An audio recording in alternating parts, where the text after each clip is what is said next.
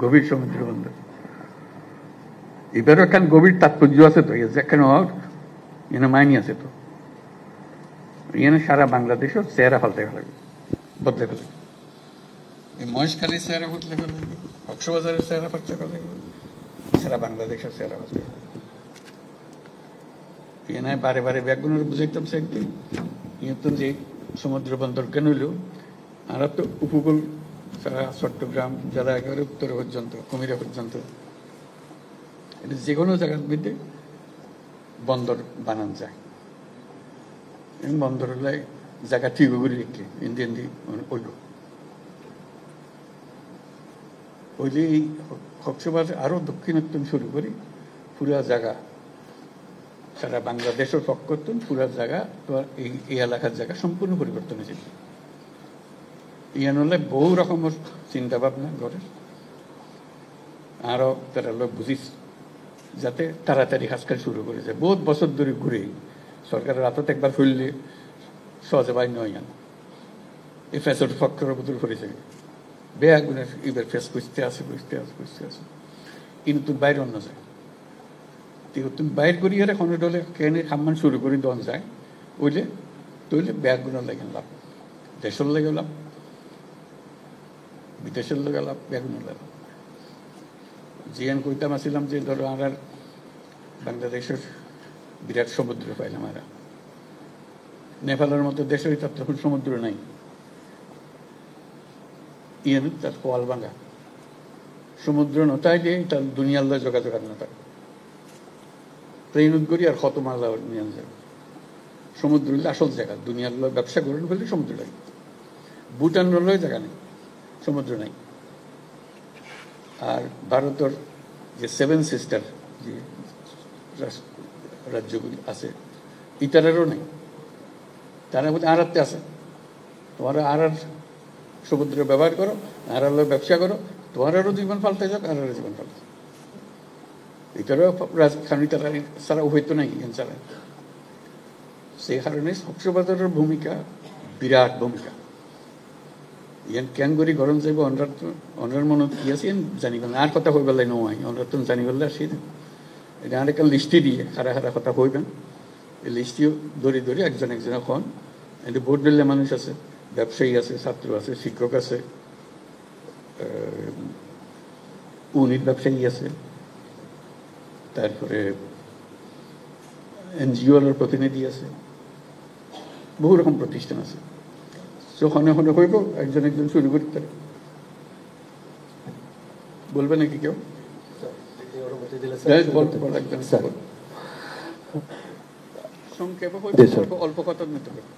ধন্যবাদ মাননীয় প্রধান উপদেষ্টা। মত বিনিময় সভায় এখন অংশগ্রহণকারীদের কাছ থেকে কক্সবাজারের উন্নয়ন প্রত্যাশা জানতে চাই। আপনার সানুগ্রহ অনুমতি প্রার্থনা করছি। প্রথমেই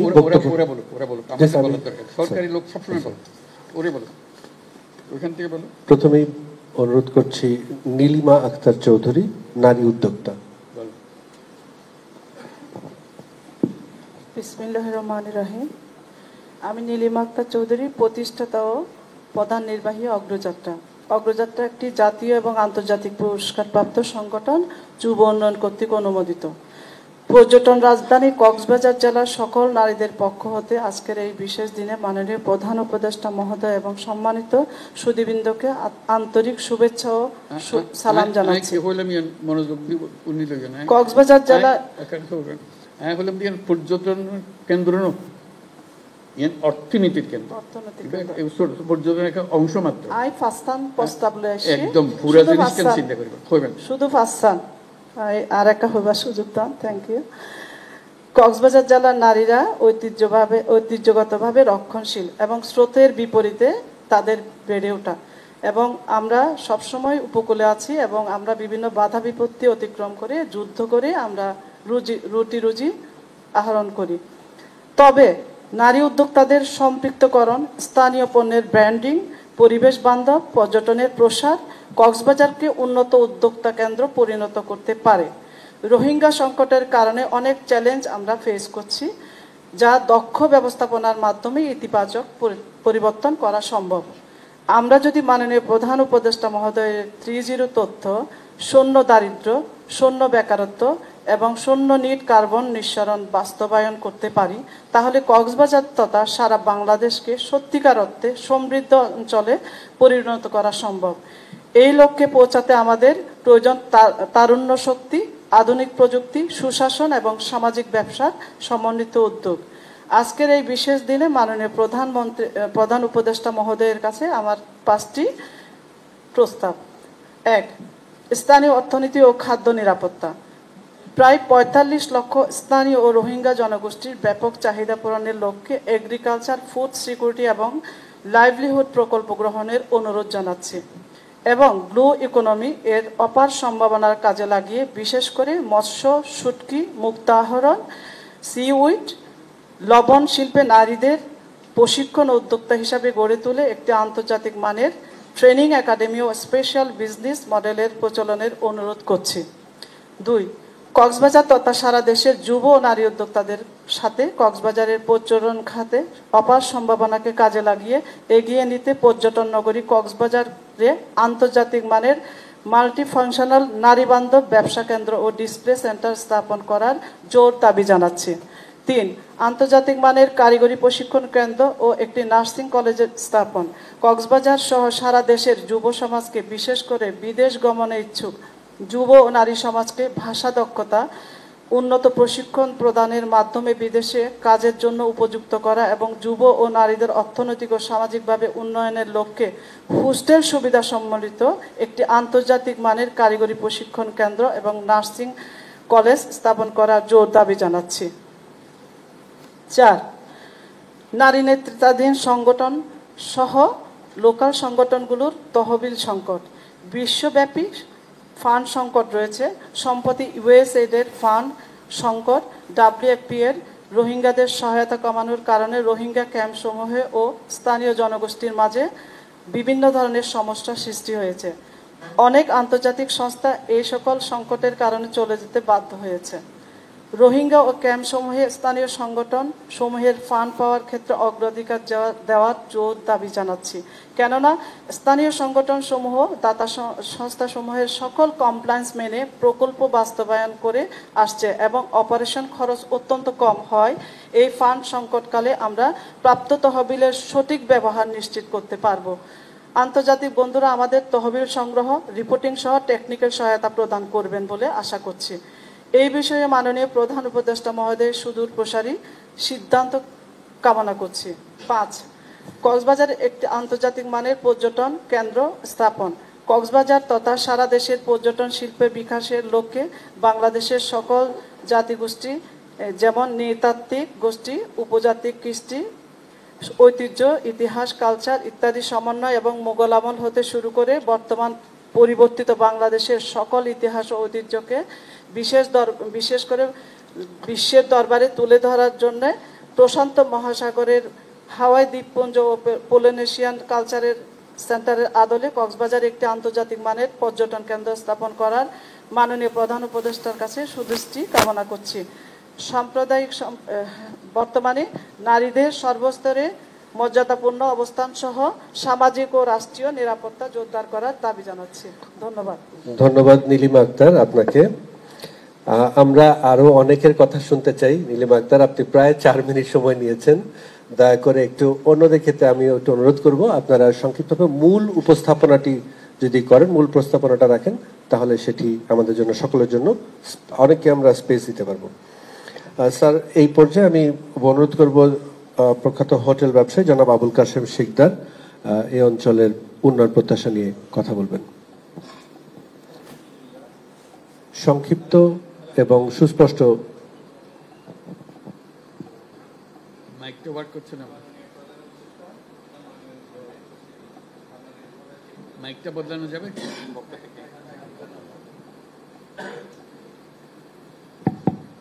মাননীয় প্রধান উপদেষ্টা ও সম্মানিত উপস্থিতি, আপনাদের সবাইকে হোটেল মোটেল গেস্ট হাউস মালিক সমিতির পক্ষ থেকে সাগরিক অভিনন্দন জানিয়ে আমি অবগত করতে চাই যে এই শহরে রয়েছে 5 শতাধিক আবাসিক হোটেল, 3 শতাধিক রেস্তোরাঁ, তৎসাথে রয়েছে পর্যটন সেবা সংশ্লিষ্ট বহু প্রকার সেবা প্রতিষ্ঠান, যাতে কাজ করে 22,000 কর্মকর্তা কর্মচারী।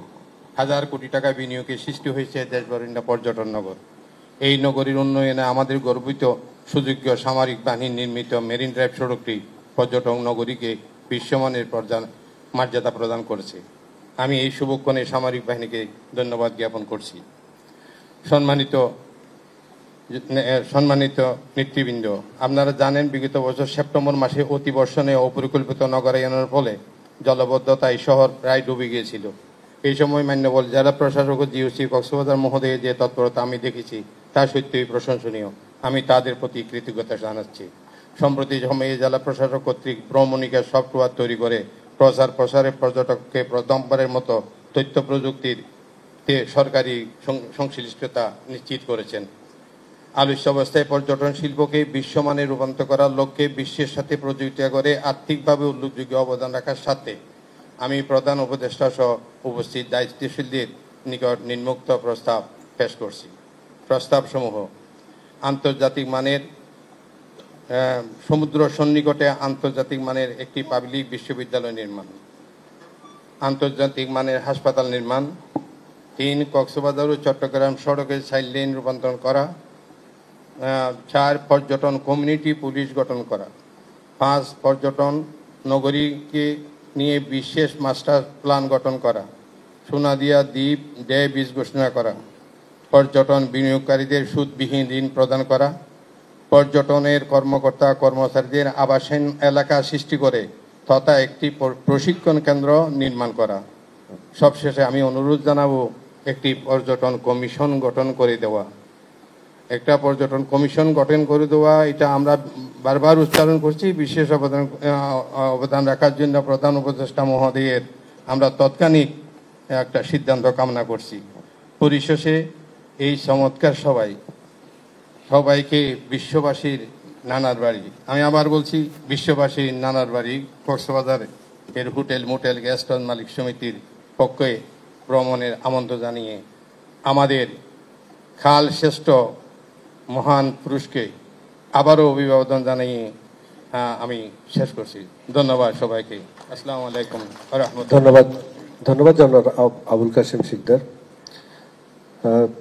সম্মানিত সুধী, এই পর্যায়ে আমরা শাকেরা ইয়াসমিন, জনাব শাকেরা ইয়াসমিন বক্তব্য শুনবো। তিনি ক্ষুদ্র ঋণের উপকারভোগী। জনাব শাকেরা ইয়াসমিন।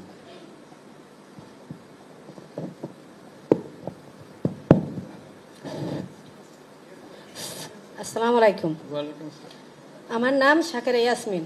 আমি গ্রামীণ ব্যাংক কক্সবাজার জোনের কক্সবাজার এরিয়ার জিলংজা কক্সবাজার শাখার। শাকেরা ইয়াসমিন, আপনি যদি একটু দাঁড়িয়ে বলতে পারেন তাহলে দেখতে পাবেন সবাই। জি, ধন্যবাদ। আমার নাম শাকেরা ইয়াসমিন। গ্রামীণ ব্যাংকে সেলুট দিবে। আমি গ্রামীণ ব্যাংক কক্সবাজার জোনের কক্সবাজার এরিয়ার জিলংজা কক্সবাজার শাখার 64 নম্বর কেন্দ্রের একজন নিয়মিত সদস্য। আজকের এই অনুষ্ঠানে প্রধান অতিথি হিসেবে উপস্থিত আছেন গণপ্রজাতন্ত্রী বাংলাদেশ সরকারের মাননীয় প্রধান উপদেষ্টা ও গ্রামীণ ব্যাংকের প্রতিষ্ঠাতা স্যার এবং অন্যান্য অতিথিবৃন্দকে আমার সালাম। আজকের এই মহতী অনুষ্ঠানে কিছু বলার সুযোগ পেয়ে নিজেকে আমি সম্মানিত বোধ করছি। আমার সংসারের অভাব থাকার কারণে আমি 2001 সালে গ্রামীণ ব্যাংকের সদস্য হিসেবে ভর্তি হই। বর্তমানে প্রায় 24 বছর ধরে সদস্য হিসেবে আছি।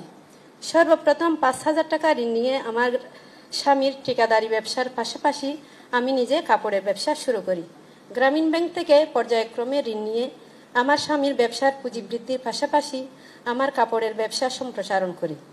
আমার সংসারের আর্থিক অবস্থা দিনে দিনে উন্নতির দিকে যায়। আমার 4 ছেলে মেয়ে লেখাপড়া করছে। ইতিমধ্যে আমার সন্তানেরা গ্রামীণ ব্যাংক থেকে ছাত্রবৃত্তিও পেয়েছে। গ্রামীণ ব্যাংকের সদস্য হওয়ার আগে বাড়িঘরের অবস্থা ভালো ছিল না। বর্তমানে আমি একটি বাড়ি করছি। আল্লাহ রহমতে আমার স্বামীর ঠিকাদারির ব্যবসার ভালো চলছে এবং আমি নিজেও কাপড়ের ব্যবসা শুরু করি। বর্তমানে আমি গ্রামীণ ব্যাংক থেকে 5 লক্ষ টাকা ঋণ নিয়ে ব্যবসা সম্প্রসারণ করেছি। কক্সবাজার একটি পর্যটন নগরী। আমি কক্সবাজার স্থায়ী বাসিন্দা। এই পর্যটন নগরীর উন্নয়নের লক্ষ্যে গ্রামীণ ব্যাংকের সদস্যগণ ঋণ নিয়ে নিজেদের আর্থসামাজিক উন্নয়নের পাশাপাশি পর্যটন নগরীর উন্নয়নে গ্রামীণ ব্যাংক বিরাট ভূমিকা রাখছে। পর্যটন নগরীর উন্নয়নে সরকারের সহযোগিতা কামনা করছি। সম্মানিত উপস্থিতি, গ্রামীণ ব্যাংক সদস্যদের স্বাস্থ্যসেবা নিশ্চিত করার লক্ষ্যে সুখী স্বাস্থ্যসেবা কর্মসূচি চালু হয়েছে। এই সেবার মাধ্যমে একজন সদস্য মাত্র 65 টাকা দিয়ে 1 বছর স্বাস্থ্যসেবা নিতে পারবেন। এই মহতি উদ্যোগের জন্য গ্রামীণ ব্যাংকে ধন্যবাদ জানাচ্ছি। পরিশেষে আমাদের গ্রামীণ ব্যাংকের প্রতিষ্ঠাতা স্যারকে কাছে পেয়ে কক্সবাজার জোনের সকল সদস্যদের পক্ষ থেকে অভিনন্দন জানাচ্ছি এবং স্যারের সুস্বাস্থ্য ও দীর্ঘায়ু কামনা করছি। ধন্যবাদ সবাইকে।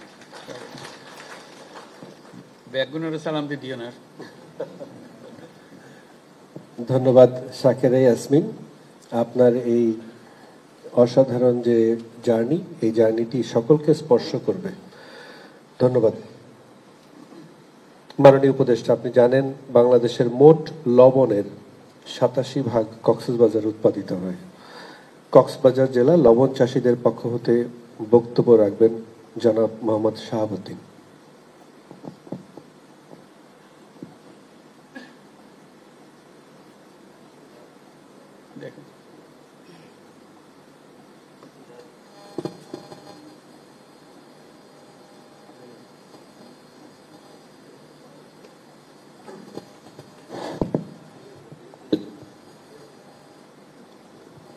বিসমিল্লাহির রহমানির রহিম।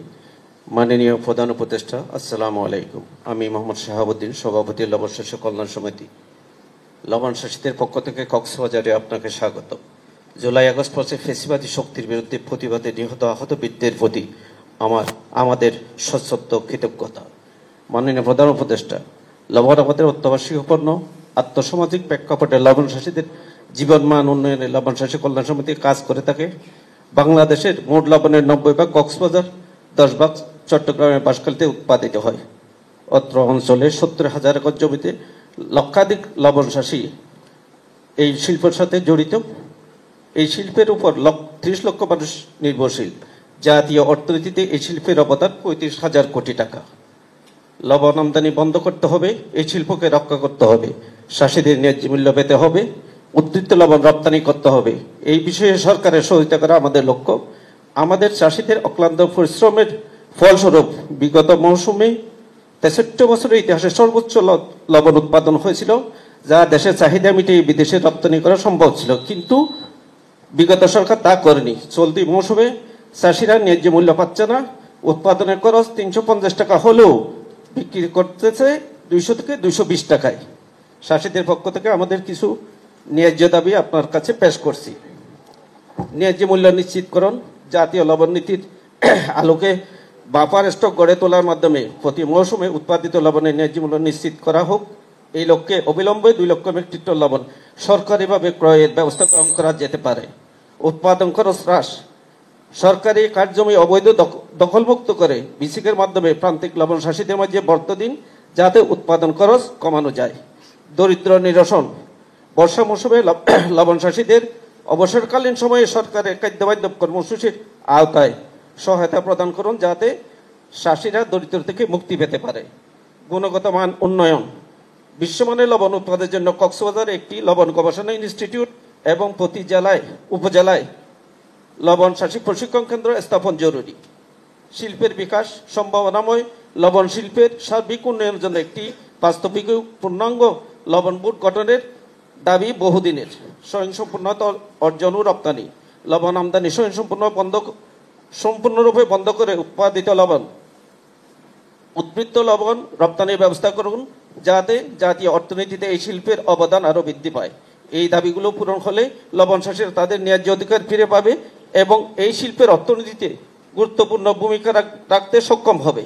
লবণ শিল্পের সমস্যার সম্ভাবনা নিয়ে কথা বলার সুযোগ দানের জন্য মাননীয় প্রধান উপদেষ্টাকে আন্তরিক ধন্যবাদ জানিয়ে শেষ করতে কথা হবে। ধন্যবাদ জনাব মোহাম্মদ শাহাবুদ্দিন। একটা শুনে নিয়ে একটা বললেন যে এটা রপ্তানি করা যায়। লবণ কি রপ্তানি করি আমরা? এটা সম্ভাবনা আছে? আমার ধারণা ছিল না যেটা সম্ভাবনা আছে। একটু বলবেন নাকি এটা জানতে চাই একটু। মাইকটা হাতে নেন। এটা নিয়ে আমরা কয়েকটা মিটিং করছিলাম বিসিকের সাথে। বিসিক এখানে আমাদের যে এফবিএস এর কয়েকজন আসছিলেন, ওনারা বিভিন্ন জায়গায় বাজার খুঁজতেছেন এবং বাজার পাওয়ার সম্ভাবনা রয়েছে।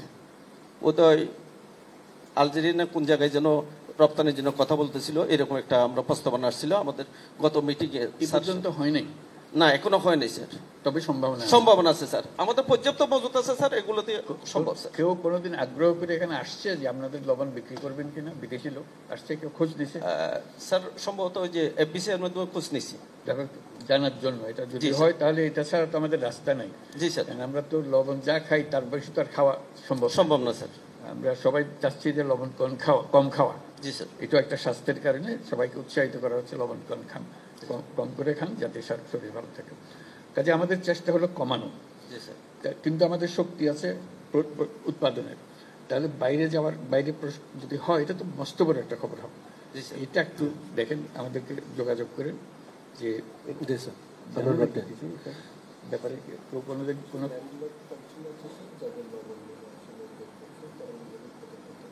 হলো দরদাম দেখতে হবে, কারা তাদেরকে দেয়। বলছি তো যারা ল্যান্ডলক কান্ট্রি, যেমন নেপাল, ভুটান, তাদের তো লবণের সোর্স নাই, তো অনেকটা খনিজ লবণ আছে, অনেকে খনিজ লবণ হতে পারে। আমার যেটা হলো যে যদি লবণ কেউ কেনে, তাতে খোঁজ দিতে হবে আপনি কোথার থেকে কেনেন, কি দামে কেনেন, কোন কোয়ালিটির কেনেন। আমাদেরটা একটু ভালো দামে সস্তা, আমাদেরটা চেষ্টা করে দেখেন। এইভাবে তো ব্যবসা হয়, ব্যবসা তো আর নিজের থেকে হয়ে যায় না। এটা খোঁজ খবর নিয়ে একজনের খবর আরেকজনকে দেয়। কাজে যে সমস্ত দেশের কথা বলছি, সেই সমস্ত দেশে আপনারা আসা যাওয়া করেন সবসময়, তাদের লোক এখানে আসে। আপনারা বলছেন এরা পর্যটনের শহর, তাদের দেশের লোক নিশ্চয়ই এখানে আসলে ওদের সঙ্গে একটু গল্প গুজব করা। আর সমস্ত খবর তো এখন আজকে ইন্টারনেটে সব খবর পাওয়া যায়। কাজে একটু করলে, আপনারা একটু চেষ্টা করলে নিশ্চয়ই সবাই চেষ্টা করবে যে এটা রপ্তানি হোক। কেন দেশের একটা মূল্যবান জিনিস, এটা আমরা করি। আমাদেরকে যদি লবণ কিনে খেতো আমাদের বহু টাকা লেগে যেত। আপনারা কষ্ট করে করেন বলে সারা দেশের লবণটা খেতে পারে। কাজে সেটা আমরা চেষ্টা করি, এটা একটা গুরুত্বপূর্ণ বিষয়।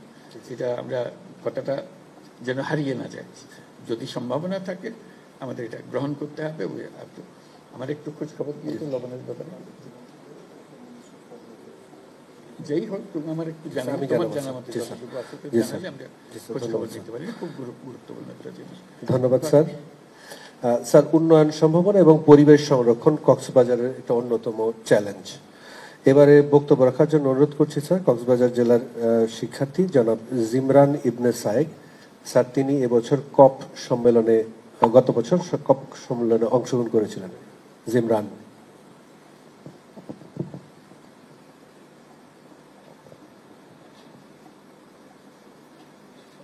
সময়ের দিকে একটু খেয়াল রাখতে হবে, যাতে দ্রুত না, এটা বলার গতি দ্রুত করতে হবে। মাননীয় প্রধান উপদেষ্টা, আসসালামু আলাইকুম। কক্সবাজারের প্রথমত স্বাগতম।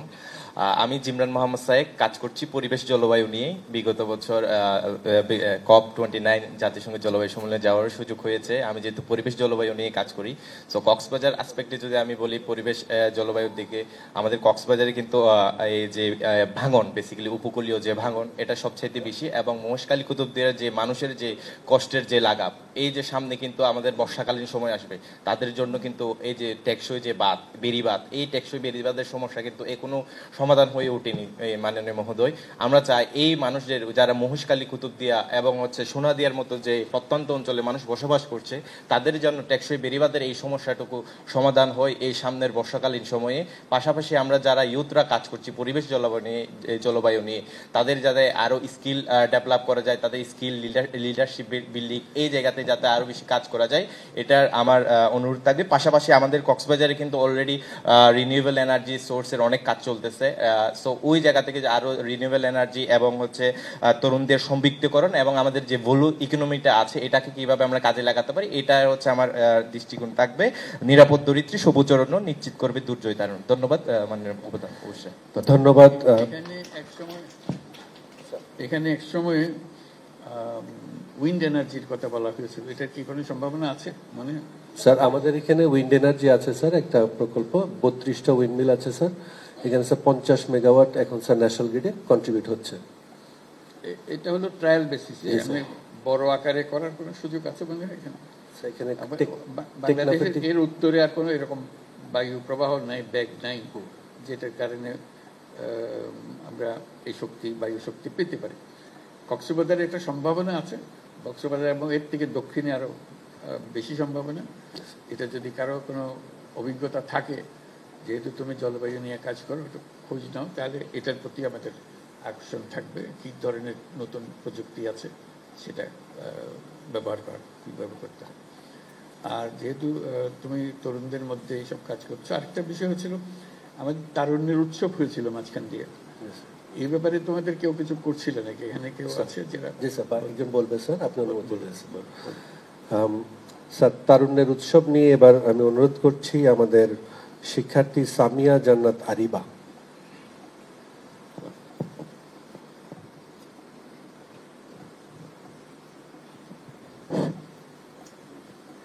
আসসালামু আলাইকুম, আমি সামিয়া জান্নাত আরিবা, একজন স্কুল শিক্ষার্থী। মাননীয় প্রধান উপদেষ্টা, আমরা সবাই তরুণ এবং আপনি তো আমাদের কাছে চিরতরুণ, এবং এই তরুণদের জন্য কিন্তু জেলা প্রশাসন আমাদের তারুণ্যের উৎসব আয়োজন করেছে, এবং এই তারুণ্যের উৎসব সম্পর্কে আপনাকে কিছু জানাতে চাই। এই তারুণ্যের উৎসবে 8টি থিম ছিল এবং 8টি থিমের মধ্যে 206টি ইভেন্ট আয়োজন হয়েছিল, এবং এই 206টি ইভেন্টের মাঝে 2,98,610 জন দর্শক সরাসরি অংশগ্রহণ করেছিল। এবং এই 206টি ইভেন্টে যে 8টি থিম ছিল, তার মূল থিম কিন্তু ক্রীড়া সম্পর্কিত ছিল, এবং ক্রীড়ার মধ্যে শুধু ক্রিকেট ফুটবল নয়, বরং কাবাডি, সাঁতার, ম্যারাথন ইত্যাদি খেলাধুলা কিন্তু সেখানে আয়োজিত হয়েছিল। এবং আপনাকে আরেকটা বিষয় জানাতে চাই, কক্সবাজারের ক্রীড়াঙ্গনে কিন্তু আরেকটি সাফল্য যুক্ত হয়েছে, আমাদের সাফল্যের পালক যুক্ত হয়েছে। তা হলো আমাদের কক্সবাজারের যে প্রত্যন্ত দ্বীপ কুতুবদিয়া দ্বীপ, সেই কুতুবদিয়া দ্বীপের কোয়ারবিল সরকারি প্রাথমিক বিদ্যালয়ের বালকরা গোল্ড কাপ ফুটবল টুর্নামেন্টে চ্যাম্পিয়ন হয়েছে, এবং কক্সবাজারের জন্য কিন্তু এটা খুবই গর্বের একটি বিষয়। এবং আপনাকে আরেকটা বিষয় জানাতে চাই, কক্সবাজারের কিন্তু অপার সৌন্দর্যের লীলাভূমি, এবং বিদেশি পর্যটক এবং আরও পর্যটক যারা আছে তারা কক্সবাজারের সৌন্দর্য উপভোগ করতে আসেন। তবে কক্সবাজারের মানুষের প্রাণের দাবি কক্সবাজারে আন্তর্জাতিক মানের একটি স্টেডিয়াম, অর্থাৎ ক্রিকেট স্টেডিয়াম তৈরি হোক, কারণ এই ক্রিকেট স্টেডিয়াম যদি তৈরি হয় তবে আমাদের কক্সবাজারের বিদেশি পর্যটক সহ বিদেশি খেলোয়াড়রা কিন্তু কক্সবাজারে আসবেন, এবং কক্সবাজার একটি ব্র্যান্ডিং তৈরি হবে, এবং এর মাধ্যমে কিন্তু কক্সবাজার তথা পুরো বাংলাদেশে কিন্তু পর্যটন খাতে একটি ইতিবাচক প্রভাব পড়বে বলে আমরা মনে করি। তাই এই বিষয়টি বিবেচনায় আনলে আমাদের কক্সবাজারবাসীর জন্য তথা বাংলাদেশের জন্য খুবই উপকার হবে। ধন্যবাদ।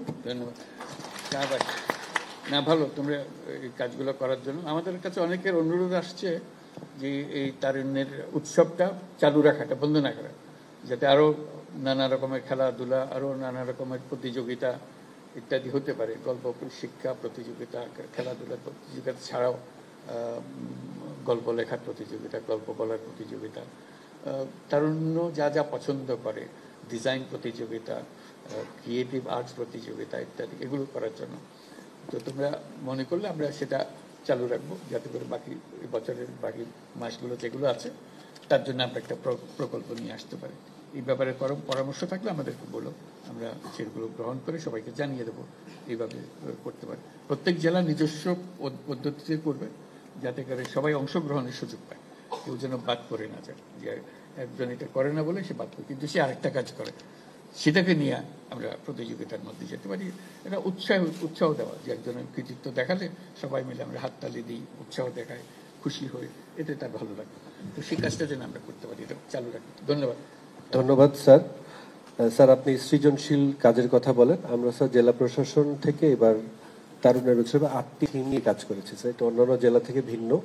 8টি থিমে স্যার আমরা আমাদের তারুণ্যের উৎসবটিকে সাজিয়েছি ফুলের মতন করে। আপনি অনুমতি দিলে স্যার আমরা এটি প্রস্তাব আকারে পাঠাতে চাই স্যার। ধন্যবাদ স্যার। স্যার, এই পর্যায়ে আমি বিনীতভাবে অনুরোধ করছি আমাদের প্রেস ক্লাবের সম্মানিত সভাপতি জনাব মোহাম্মদ মাহবুবুর রহমান। বিসমিল্লাহির রহমানির রহিম। আমি মাহবুবুর রহমান, সভাপতি কক্সবাজার প্রেস ক্লাব ও সম্পাদক দৈনিক সৈকত। সম্মানিত প্রধান অতিথি ও সুধীবৃন্দ, আসসালামু আলাইকুম। উপস্থিত মাননীয় প্রধান উপদেষ্টা মহোদয়, আপনাকে পর্যটন শহর কক্সবাজারে স্বাগতম। আমার বক্তব্যের শুরুতে স্মরণ করছি 1971 সালে স্বাধীনতা যুদ্ধের বীর মুক্তিযোদ্ধা সহ 2024 জুলাই আগস্ট বিপ্লবে নিহত সকল শহীদ এবং আহত যোদ্ধাদের। তৎমধ্যে কক্সবাজার জেলায় 4 জন শহীদ ও প্রায় শতাধিক আহত পঙ্গু যোদ্ধা। আন্দোলনের মাধ্যমে ফ্যাসিস্ট সরকার কি মুশকিল।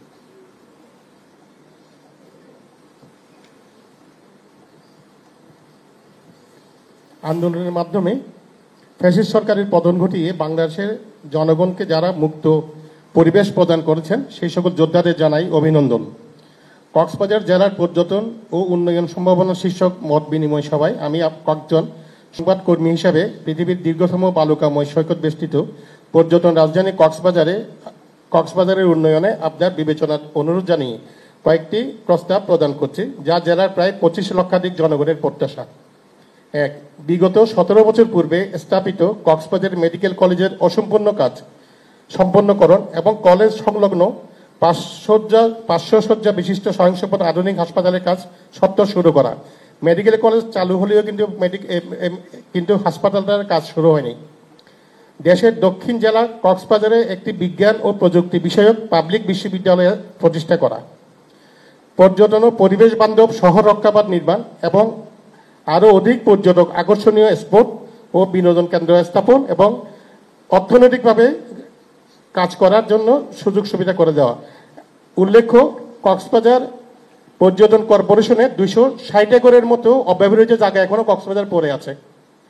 4. পর্যটন জেলার সংবাদকর্মীরা বিভিন্ন বিষয় নিয়ে সংবাদ পরিবেশন করে থাকে, তাদের মান উন্নয়ন প্রয়োজন। সংবাদকর্মীদের মিলনস্থল কক্সবাজার প্রেস ক্লাব, আন্তর্জাতিক মানের অডিটোরিয়াম ও অত্যাধুনিক মিডিয়া সেন্টার সহ প্রেস ক্লাব বহুতল ভবন নির্মাণে সহায়তা কামনা করছে। কক্সবাজার চট্টগ্রাম মহাসড়ক 6 লাইনে উন্নীতকরণ এবং কক্সবাজার ও টেকনাফ মেরিন সড়ক নির্মাণ ও সম্প্রসারণ। দেশে একমাত্র লবণ উৎপাদন জেলা কক্সবাজারে লবণ গঠন ও চাষিদের ন্যায্য মূল্য নিশ্চিতে আমদানি বন্ধ করা। 7 নম্বর, জেলার উপর অতিরিক্ত প্রায় 15 লক্ষাধিক রোহিঙ্গা শরণার্থীদের প্রত্যাবর্ষণ শুরু করে সামগ্রিক পরিবেশ ও জনসংখ্যার চাপ হ্রাস করা। প্রায় 25 লক্ষ স্থানীয় জনগোষ্ঠী ও 15 লক্ষাধিক রোহিঙ্গা জনগোষ্ঠীর চিকিৎসা সেবানে বিদ্যমান 250 শয্যার জেলা সদর হাসপাতালকে 500 শয্যার আধুনিক হাসপাতালে উন্নীতকরণ ও ডাক্তারদের শূন্যপদ পূরণ। ইয়াবা ও মাদক নির্মূলে টাস্ক ফোর্স গঠন করে যুব সমাজকে রক্ষা করা। কক্সবাজার জেলা সদর হতে নদীপথে মহেশখালী ও কুতুবদিয়া উপজেলায় যাতায়াতের সুবিধার্থে পূর্বের কস্তুরাঘাট IWT ঘাট হতে জাহাজ সার্ভিস চালুর লক্ষ্যে ঐতিহ্যবাহী বাকখালী নদী উদ্ধার ও ড্রেজিং করা। সর্বশেষ, বেকার যুবকদের কর্মসংস্থানের লক্ষ্যে এবং জেলার উৎপাদিত পণ্য সামগ্রী স্থানীয় ও আন্তর্জাতিক বাজারজাতকরণের জন্য শিল্প স্থাপন জরুরি। তৎলক্ষ্যে বিদ্যমান বিশিক শিল্পনগরী সম্প্রসারণ ও নতুন শিল্পনগরী স্থাপন করা প্রয়োজন। আমার প্রস্তাবসমূহ ধৈর্য ধরে শোনার জন্য আমাদের বৃহত্তর চট্টগ্রামের সন্তান, বিশ্ববরণ্য ব্যক্তিত্ব ও নোবেল বিজয়ী জনাব প্রধান উপদেষ্টা মহোদয়কে ধন্যবাদ জানাচ্ছি। ওনারা আর কক্সবাজারের পক্ষ থেকে অনেক অনেক শুভেচ্ছা ও ধন্যবাদ। আর পরে অনেক আর হতাহনলাই ধন্যবাদ। ধন্যবাদ জনাব মোহাম্মদ মাহবুবুর রহমান। মূল্যবান কথা, অনেক প্রস্তাব।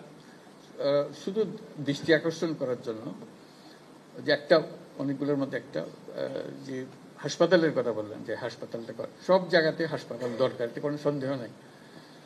আমার পরামর্শ, আমি নিজেই করেছি, আপনাদেরও পরামর্শ দিই, সরকারের জন্য অপেক্ষা না করা। সরকারের হাসপাতাল মানে আরেকটা বিপদের বোঝা আপনারা ঘাড়ে চাপবেন। এই ডাক্তার থাকবে না, ওষুধ থাকবে না, ওই থাকবে না, এর মধ্যে কেন যাবে? কক্সবাজারে কি লোকের অভাব আছে, টাকার অভাব আছে? আমার বলেন। 2-4 জন লোক একাই বলতে পারে আমি করো। এটা দান সূত্রে দেওয়ার জন্য না, যে বিনা পয়সা চিকিৎসার জন্য দেওয়া না। যা খরচ করছে খরচটা আদায় করে হলে জিনিসটা চলবে। আপনার টাকা আপনার কাছে ফেরত চলে আসবে, যেহেতু আপনি যে বিনিয়োগটা করেছেন বিনিয়োগের টাকা আস্তে আস্তে ফেরত চলে আসবে। এটা হাসপাতাল চলতে থাকবে, যেহেতু মানুষ পয়সা দিয়ে করে, চিকিৎসাটা পায়। সরকারি চিকিৎসার সমস্যা হচ্ছে আপনি যেটা চাচ্ছেন সেটা পাচ্ছেন না, ডাক্তার নেই। আমাদের কাছে বহু হাসপাতাল করে আছে, কোন ডাক্তার নেই। তো এই খামোখা এত টাকা খরচ করে এরকম একটা যে দালান কোঠা বানাইয়ার যন্ত্রপাতি বসে, এই কষ্টের মধ্যে যাওয়ার দরকার থেকে আমাদের সরকারের উপর এটা একদম ভরসা না করে। এটার থেকে ভরসা নিজের উপরে কাজ করলে কিন্তু অনেক দূরে গিয়েছে। আপনারা যদি আজকে এই মিটিংয়ে একজনে বলে যে আমি করব, আপনারা সবাই আমাদের সমর্থন দেন, আমি করব, দেখুন যে হয়ে যাবে। এটা জায়গার কোনো অভাব নাই, কাজে আপনারা জানেন কি জন্য করতে হবে, কাকে করতে হবে। প্রত্যেকটা জিনিস, যত জিনিস প্রস্তাব করলেন, প্রত্যেকটা জিনিস নিজেদের উদ্যোগে এটা হওয়া সম্ভব। শুধু কাউকে না কাউকে ওই কোমর বেঁধে নামতে হবে যে আমি করবো। কক্সবাজারের লোকের একটা বৈশিষ্ট্য হলো তারা মাথার ভিতরে একটা ঢুকলে এটা আর বের করা যায় না। কথা ঠিক নয়? কথা মাথার মধ্যে ঢুকে ফেললাম না না হারিয়ে যাও, একবার ঢুকে গেলে কিন্তু ওই যাবে। ওনারা কই দন্ত সরকার হন হামলা একদম আরা ব্যাকিং করে ফেলেন। এই লবণের কথা হই না আরা বুঝছেন ব্যবসায়ী ব্যবসার কথা সরকারের কি আছে, গভর্নর কি আছে, আর একটা বুদ্ধি কম সরকার তো আরা বেশি বুঝি। সরকার তো কোনোদিন লবণ এক চিন্তা লবণ কোনোদিন ফয়তা নেওয়া করে, আরা তো গজ্জি আরা জানি লবণের কি জিনিস খন্ড কথার কথা বললাম। ব্যাকিং মানুষ ভালা বোঝে যেহেতু নিযুক্ত গ্রহণ করে, সরকার তো গ্রহণ করে হুকুম দেখালে দেখা যায় এটার কথা বুঝান বড় মুশকিল। নিজে করি ফুলে 2-4 জন আত্মরে গেলে বহুত কাম করে ফেলান যায়। এই চেষ্টা করেন দিল্লির কক্সবাজার এনে আজকে পর্যটন কেন্দ্র হইতাম চাইলে না হইলাম যে না পর্যটনের কথা বারবার করার দরকার নেই। এবার আর বিরাট অর্থনৈতিক শক্তি এই কক্সবাজার, এই পুরো জিনিস তারা খেয়াল করে। আমাকে একজনে বললো যে আমরা স্টারলিংক শুনছেন বোধহয় পত্রিকায় যে একটা ইন্টারনেট ফেসিলিটি আমরা তৈরি করতেছি, যেটা ফাস্ট খুবই দ্রুত গতির ইন্টারনেট। এই দ্রুত গতির ইন্টারনেট এই কয়েক মাসের মধ্যে এসে যাবে। তো এসে যদি যায় কি ব্যবহার হবে, এইটার ব্যবহারের জন্য তরুণরা একেবারে এক পায়ে খাড়া, তাদের নিজস্ব জগৎ তারা তৈরি করে ফেলতে পারবে, যেহেতু এখন সারা দুনিয়ার সঙ্গে তাদের ইন্টারাকশন শুরু হয়ে যাবে। এর ফলে অনেক ব্যবসা বাণিজ্য সৃষ্টি হবে। আমাকে একজন জিজ্ঞেস করলো যে এই তো ব্যবসা বাণিজ্যর কতগুলো বড় বড় ব্যবসা সৃষ্টি হবে প্রযুক্তিভিত্তিক, কোথায় নিয়ে যাবেন, কোন জায়গাতে এটা ফোকাস একত্রে রাখবেন। তা আমি বলতেছিলাম এটা তো বাংলাদেশের কোনো জায়গায় যে কোনো হতে পারে। একজন বলছে কক্সবাজারে করবো, ভালো কথা। কক্সবাজার একদিন আপনারা পর্যটন করছেন, 2 দিন পর বলবো কক্সবাজার প্রযুক্তির শহর, প্রযুক্তির নগর হতে পারে। কে মানা করবে এটাতে, যদি আমরা এটা ধরে ফেলে জিনিসটার ভেতরে ঢুকে যায়। কাজে সুযোগ আসতেছে, সুযোগগুলো ধরার। কেউ তো সরকার এসে আপনাকে ধরিয়ে দেবে না। সরকার যেগুলো করছে ধরে নিতে হবে, আমরা ধরে নিতে হবে, এটা আমাদের, এটা আমরা করবো। আপনাদের আর চিন্তা করার কিছু নেই, আমাদের রাস্তা পাত লাগিয়ে দিয়েছেন, আমরা এর পথে চলতে আরম্ভ করবো। এই জিনিসটা করা, উৎসাহ পেলে বহু কাজ আপনারা করেছেন তা না। এখন আমরা বড় কাজের মধ্যে যাব। এটা পুরো জায়গার পুরো দেশ তো আমরা করতে পারবো না, আমরা আমাদের এলাকাকে। কক্সবাজারটা খুবই সম্মানিত একটা নাম সারা দুনিয়ার মধ্যে, তো সেটা সেই সম্মানের সঙ্গে সঙ্গতি করে আমরা দেশের যারা নাগরিক আছে তারা এটা করতে পারি না, যারা এই এলাকার নাগরিক আছে তারা করতে পারে, সামর্থ্য আছে। সেই জিনিসটার দিকে মনোযোগ আকর্ষণ করছি। সবাই যা বলছেন তার উপরে এই কথাটা একটু মনে রাখেন। যদি কেউ এরকম উদ্যোগ নেন, আমাদের কোনো সাহায্য সহায়তা লাগে আমাকে ব্যক্তিগতভাবে লেখেন, সরকার হিসেবে না। আমিও তো এই এলাকার মানুষ, কাজে ব্যক্তি হিসেবে লেখেন, বলে যে আমি করতেছি, আমার কি করতে হবে আমাদের বলেন, আমি কোমর বাঁধলাম। আপনি কথা একটা বলে গেছেন, আমার মাথায় লাগছে, আমি এই কাজটা করতে চাই, হয়ে গেল। আমি আমার সাধ্য মতো আমি যা যা ব্যক্তি হিসেবে আপনাকে বুদ্ধি দিতে পারি, সলাহ দিতে পারি, এটা হতে পারে। কাজে ওইভাবে চিন্তাটা করেন। সরকারের কাছে ফর্দ দিতে হয়রান হয়ে যাবেন, এটা কোনো কোথায় যে হারিয়ে যাবে এইসব ফর্দ কোনো ঠিকানা নেই। নিজের কাজ নিজে করে ফেলতে পারলে এটা অনেক অনেক ভালো। এই শক্ত সামর্থ্য কক্সবাজারে আছে, সেই জন্য বললাম বাংলাদেশের বেশি শহরের এই শক্ত সামর্থ্য নাই, কক্সবাজারে আছে, এটা আপনারা একটু খেয়াল করেন।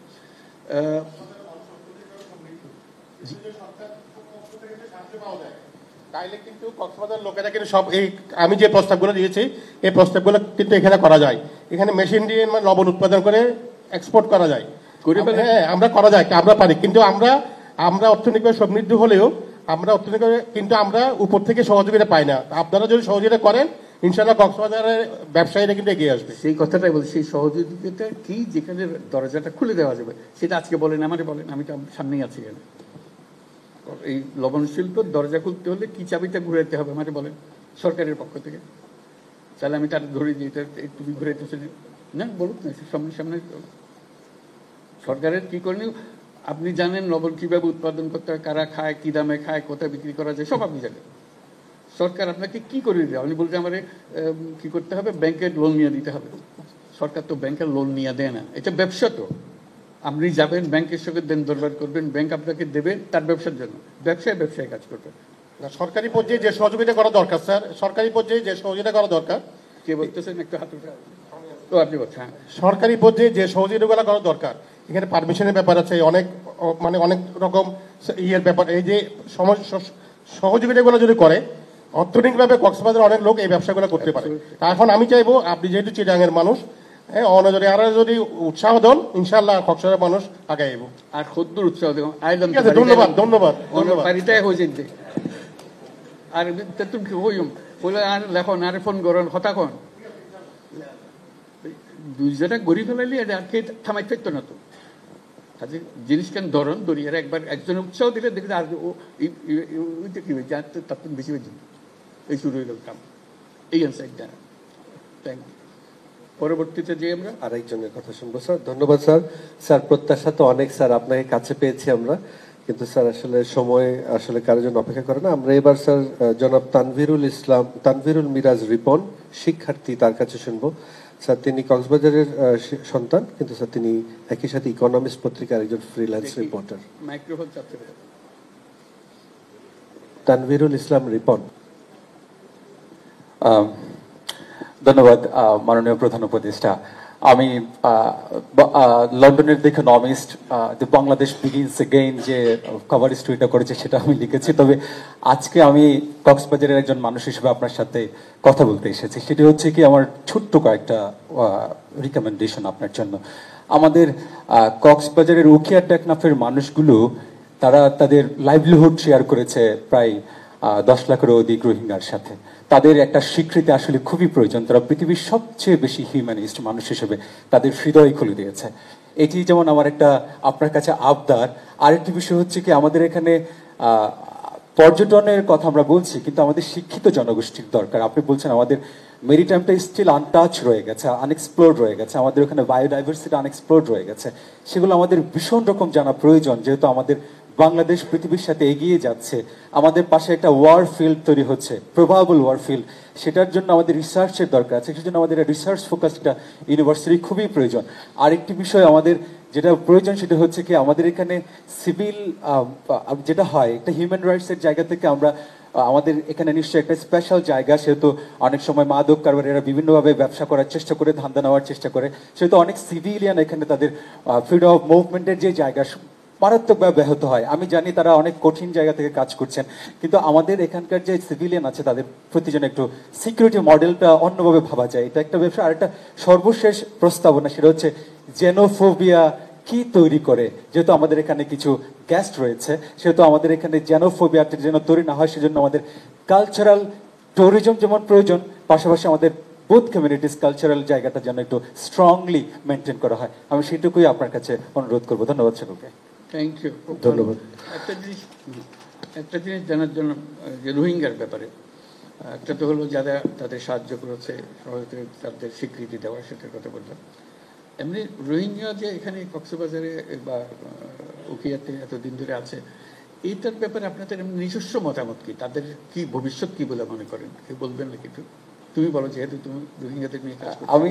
আমি একটা এখন যেটা দেখছি সেটা হচ্ছে একটা হিউম্যানিটেরিয়ান করিডোর ওপেনের মাধ্যম দিয়ে, যেহেতু এখানে মিয়ানমারের জায়গা থেকে বিভিন্ন সময় বিট্রেয়াল বিহেভ আমরা দেখেছি, সেহেতু আমি মনে করছি এখন যে নতুন একটা স্টেক হোল্ডার তৈরি হয়েছে তাদের সাথে যদি একটা হিউম্যানিটেরিয়ান করিডোর ওপেনের মাধ্যম দিয়ে আমরা যদি আমাদের উইলিংনেসটা দেখিয়ে দিই যে আমরা তোমাদের সহযোগিতা করতে রাজি আছি, সেহেতু রোহিঙ্গাদেরকে তারা আমরা একটা রেমেডি স্বরূপ আমরা রোহিঙ্গাদেরকে সেখানে পাঠিয়ে দেওয়ার চেষ্টা করতে পারি। আমার মনে হয় এটাই আমাদের সবারই একটা আশা আকাঙ্ক্ষা। পাশাপাশি সকলের জন্য যেন শিক্ষাটা নিশ্চিত থাকে, সেহেতু আমরা সবাই মিলে পৃথিবীটাকে এনজয় করতে পারবো। সেটাই। সেই উপলক্ষে আজকে আমাদের সেক্রেটারি জেনারেল এসছেন, জাতিসংঘের মহাসচিব, তাকে নিয়ে আমরা ওখানে উখিয়াতে যাচ্ছি, ক্যাম্পে যাচ্ছি, আলাপ করবো, এই বিষয়টাই আলাপ করবো। এমনি এতদিন ধরে যে তারা আছে, 7 বছর হয়ে গেল বোধহয়, এতে কোনো খারাপ প্রতিক্রিয়া যে তোমাদের অসহনীয় হয়ে গেছে, নানা রকমের এটা কোনো দু একজনে বলবেন যে কি রকম প্রতিক্রিয়া, বা এটা না তারা আছে, ভালোই আছে, আমরা তাদের সহযোগিতা করছি? ধন্যবাদ। এই মাইক্রোফোন আমার কাছে আরেকটা আছে। ধন্যবাদ মাননীয় প্রধান উপদেষ্টা। যে প্রশ্নটি আপনি করেছেন এটা আসলে এই রোহিঙ্গা আমাদের এখানে আসার পর থেকেই আমাদের স্থানীয়ভাবে আমরা যারা বসবাস করি তারা আমাদের প্রতি যেন এই দেশটা তাদের আমাদের উপর আক্রমণাত্মক সবসময় এরা করে থাকে। বাজারে এলেও ওরা আমাদের ডিস্টার্ব করে। তারপরে এরা বিভিন্ন অবৈধ অস্ত্র নিয়ে সবসময় কিলিংয়ের মধ্যে থাকে এবং পরিবেশটা অত্যন্ত ক্ষতিকর করেছে। তো অপহরণ তো নিত্য নৈমিত্তিক একটা সমস্যা হয়ে গেছে আমাদের এখানে। আপনি হয়তো খবর নিয়ে দেখতে পারবেন, প্রতিদিন 10 জন 20 জন 15 জন এরা অপহরণ করে নিয়ে যাচ্ছে আর মুক্তিপণ দাবি করতেছে। পরিবেশ বলতেই আমাদের এখানে এখন নাই। এখান থেকে মুক্তি পাওয়ার জন্য আমাদের খুবই দরকার। কক্সবাজারবাসীকে একটু মুক্ত করুন, আমি বিনয়ের সাথে আপনাকে অনুরোধ করি। ধন্যবাদ। আর কেউ বলবে নাকি এখন? বলো বলো, তুমি বলো। এখানে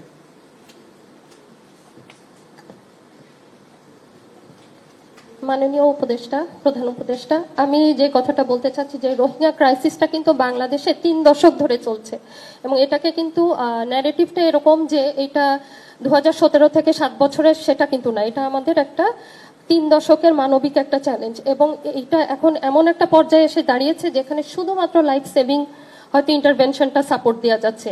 ফান্ডিং সিচুয়েশনটা এমন জায়গায় গিয়ে দাঁড়িয়েছে, এটা সার্বিক এই অঞ্চলের নিরাপত্তা এবং স্থিতিশীলতার জন্য এটা এখন একটা হুমকি হয়ে দাঁড়াচ্ছে, হয়তো সামনে আরো দাঁড়াতে পারে। সেক্ষেত্রে আমাদের যেটা চিন্তা সেটা হচ্ছে এই জনগোষ্ঠী, কক্সবাজারের জনগোষ্ঠীকেও ভুলে যাওয়া যাবে না এবং তাদেরকে অবশ্যই হচ্ছে শিক্ষা, তাদের অবকাঠামো এবং হচ্ছে যে কর্মসংস্থানে বিনিয়োগ করতে হবে। সেই সাথে আবার যদি আমরা আপনি জানেন যে প্যালেস্টাইনে UNRWA, জাতিসংঘের UNRWAর মতো যে একটা সিস্টেম করেছে, সেটার মাধ্যমে কিন্তু কন্টিনিউয়াস একটা ফান্ডিং সিচুয়েশন এখানের জন্য ক্রিয়েট করা যায় এবং অনিয়মিত যে এখন যে সহায়তার সিচুয়েশনটা, এই নির্ভরতাটাও কাটিয়ে ফেলা যাবে ওইটার উপরে।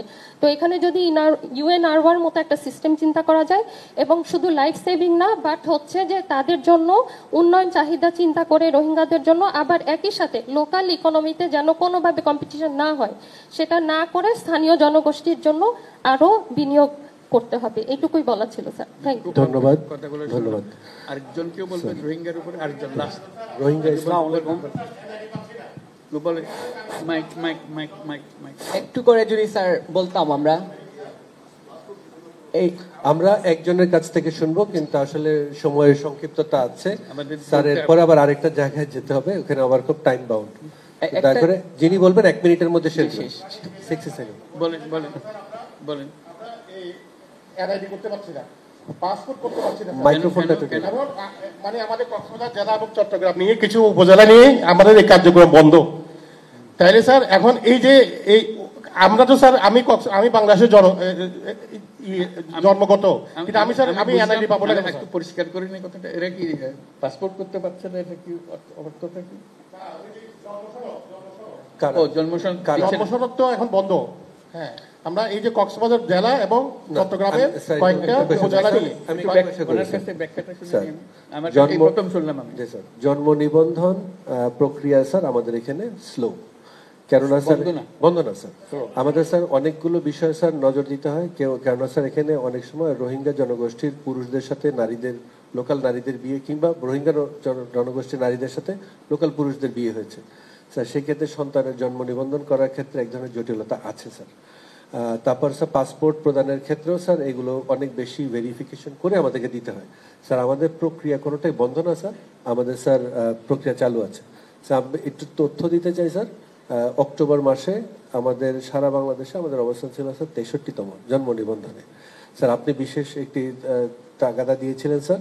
তারপর স্যার আমাদের 20% থেকে স্যার আমরা স্পেশাল একটি ড্রাইভ দিয়েছি। আমাদের এখন স্যার 67% 0 to 1 এইজের যে জন্ম নিবন্ধন স্যার সেই পর্যন্ত গিয়েছে। এতেও স্যার কিছু আমরা ব্যত্যয় দেখেছি। একটু ফ্লাড গেট ওপেন করার মতন স্যার অনেকেই হয়তো এটার অন্যায় সুযোগ নেওয়ার চেষ্টা করছেন স্যার নানাভাবে। এটা সমস্যা হওয়ার কথা না, সমস্যা হওয়ার কথা না। উনি এখন যা আছে সেটা পাল্টে যাবার কথা।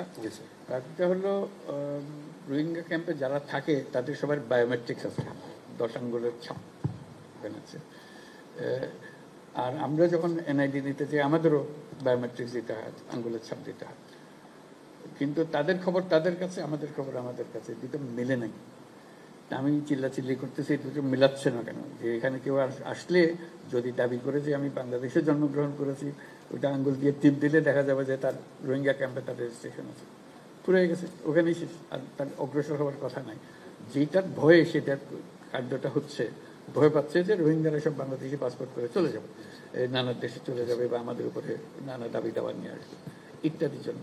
কাজে এটার সমাধান আছে, প্রযুক্তিগত সমাধান আছে, সেই আমরা আলাপ করছি। উনি বলছেন যে আমরা এনআইডিও চালু রাখছি, এটা বাধাগ্রস্ত হয় নাই, বরং উপরের দিকে আছে, সেটা এখন সমস্যার সমাধান না। অবশ্যই এনআইডি দিতে হবে, এনআইডি বন্ধ করে রাখবে, এটা কথা বলে পাসপোর্ট পাবো না তাই বলে পাসপোর্ট পেতে হবে। ধন্যবাদ স্যার। আর 5 মিনিট সময় আছে, আমি শুধু একজনের কথা শুনবো স্যার, আমি একটু শুটকির ব্যবসায়ীর কথা শুনবো। যাও একটু শুটকি।